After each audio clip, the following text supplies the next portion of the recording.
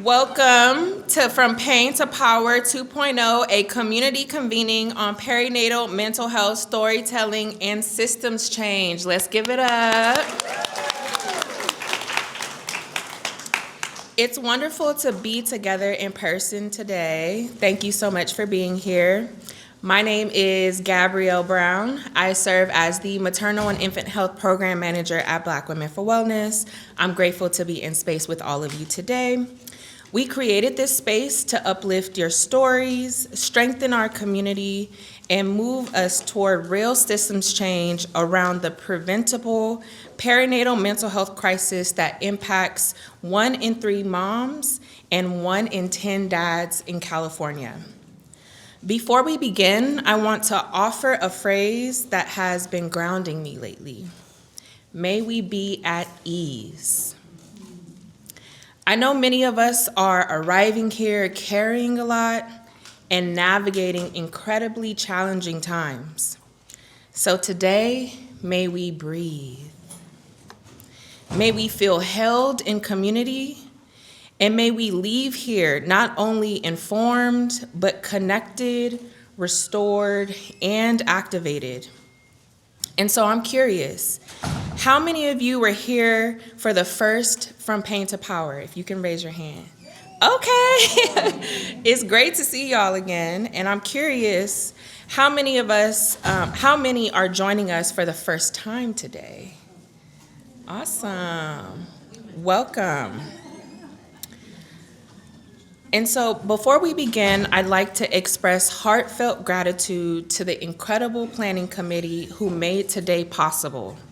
To the representatives from our partner organizations jointly leading this event, please stand so we can recognize you. Planning committee. It takes a lot to put these events together, y'all. Let's give it up. And we also want to recognize the sponsors whose support helped make this gathering possible. If you're one of our sponsors, please stand so that we can thank you too. Any of our sponsors? Let's give it up for the sponsors, y'all. And so what I love about this gathering is that it reminds us that healing, storytelling, and systems change all can happen through relationships and community. And in many ways, what we birthed at the first Pain to Power has continued growing into a movement that's being nurtured by survivors, mamas, advocates, providers, and community leaders across California. So now, it's my honor to introduce the 2 mothers who helped envision and co-create this space. Cassie Manjikian is a longtime social justice organizer, board member of Maternal Mental Health Now, and founding director of the California Perinatal Wellness Alliance, or CPWA. And Deborah Herbert is a women's health advocate, documentary filmmaker behind the Imperfect Mothers Club, and a founding partner of CPWA as well. Please join me in warmly welcoming Cassie and Dev.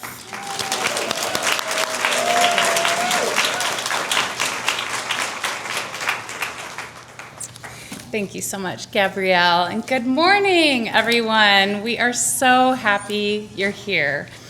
I want to start by sending love to all the mothers, those navigating grief, and caregivers this Mother's Day season, Maternal Mental Health Month, including my own mom, Vicki, who's here supporting me today as always. Thank you, and I love you, Mom.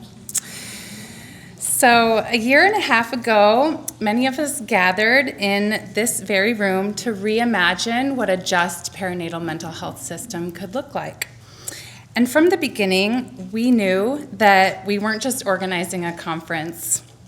We were growing a movement already rising across California, which many of you have been leading for many years, grounded in healing, storytelling, solidarity, and systems change. For me personally, this work began 9 years ago after surviving postpartum psychosis, after going 5 days without sleep, hallucinating, and falling through the cracks of a mental health system, despite a lot of privilege.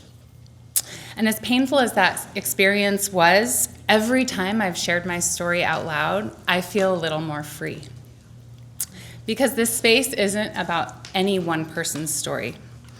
It's about what becomes possible when people stop suffering in silence and start recognizing ourselves in each other.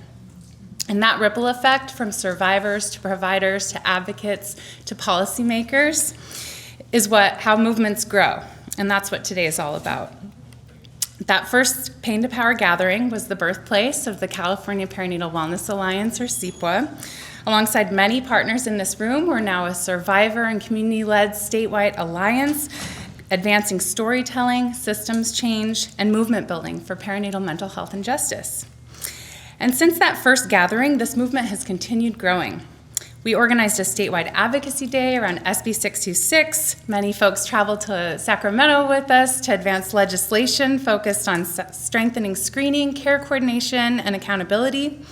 Our statewide storytelling movement has grown through our Breaking the Silence storybook with 50 survivors across California. And just 3 weeks ago, we convened a statewide agency roundtable with first partner Jennifer Siebel-Newsom and California Surgeon General Dr. Diana Ramos to bring together 40 state leaders and talk about how we can create more connected systems of care. Because while awareness has grown, too many families are still struggling to access timely, culturally responsive care. I was shocked when I learned that perinatal mental health is the #1 cause of maternal mortality in the US and the #1 and the most common complication of pregnancy. 1 in 3 moms and 1 in 10 dads are affected, and 85% go without treatment. And of course, we know Black, Indigenous, people of color, immigrant families, and marginalized communities are most impacted. This is a preventable public health crisis, and none of us can solve it alone. And that's why today matters. Today is about much more than raising awareness. Today is about reducing stigma, centering lived experience, building solidarity, and advancing systems change. And ultimately, it's about moving from pain to power so families feel supported to share stories, seek help, access care, and thrive. And that's because this work belongs to all of us. And one of the most powerful ways we can build change is through storytelling. And with that, I'd like to welcome and introduce Dev. Thank you, Kath. Thank you, Cassie. It's been an incredible journey. I'm honored to be on it with you. I want to start today by celebrating what we have accomplished in a year and a half. It's incredible. We came together a year and a half ago. We started by saying, maybe we'll have a wine and cheese evening and share some stories. Then we had a conference. We came together with a shared mission to raise awareness, reduce stigma, and drive policy change. At the time, that felt really ambitious. Today, we have created CPWA, we have introduced California Senate Bill 626, and in 18 months, we have earned the attention and support of leaders all across California. First Partner Newsom, Surgeon General Ramos, Supervisor Holly Mitchell, Senator Alex Padilla, Senators Smallwood Cuevas, Cervantes, Valladares, and other leaders who you're going to hear from today. It's incredible that what began as some women getting together and saying something has to change in 18 months has turned into legislation and groundbreaking campaign and a movement. So thank you all for being part of that. When I say it out loud, I'm like, really? So we have also proven something really powerful, which is that personal stories change lives. Some of you have heard my story, so I'll be brief. But when I became pregnant with our daughter Isabella, watch my fingers, I was 47. I'd been through 6 years of fertility treatments. I'd had a miscarriage. I had pregnancy complications and a traumatic childbirth. And then my daughter was born with severe developmental delays. And I had a family history of depression and anxiety. Nobody told me I had 7 of the leading risk factors for postpartum depression. I had great doctors and great insurance. My postpartum depression was inevitable. It was in the cards and nobody warned me. My primary symptom, which was anxiety, severe anxiety, began when I was pregnant. But I was pregnant. I wasn't postpartum. And I was anxious. I didn't feel depressed. So it didn't occur to me that I might have postpartum depression, and I did not ask for help. Then later, when my husband became depressed, did we think that men could get postpartum depression? Nobody knew that at the time. Nobody was talking about that. He didn't ask for help either. We struggled alone for much longer than we needed to. And that is why our stories are so vital, because we share our stories. Stories are information. Stories heal. Stories are evidence that change legislation and change lives and prevent, most importantly, suffering.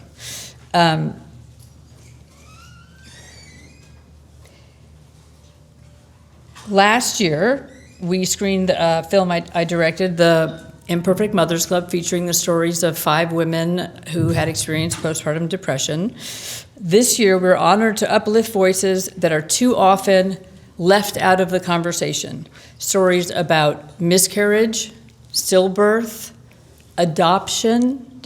Most adoptive parents don't realize that they also can get postpartum depression. Stories from fathers and many others who, even within this conversation, don't get heard and don't feel entitled to claim this name of this illness, postpartum depression, and therefore don't get help. So I'm really excited to be expanding the conversation today in films that you're going to see and in some personal stories that you will hear in this room today. These stories are brave, they're painful, they're necessary, and they remind us that we do not need to suffer in silence. Thank you all for being here. Thank you for listening. And thank you for helping build a future where every parent and child can be seen, supported, and believed.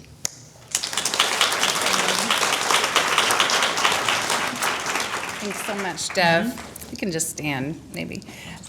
So we just a few quick intro pieces here. We acknowledge that we are gathered on the unceded native lands of the Tongva, Chumash, Gabrielino, and Kizh people in what is now Los Angeles.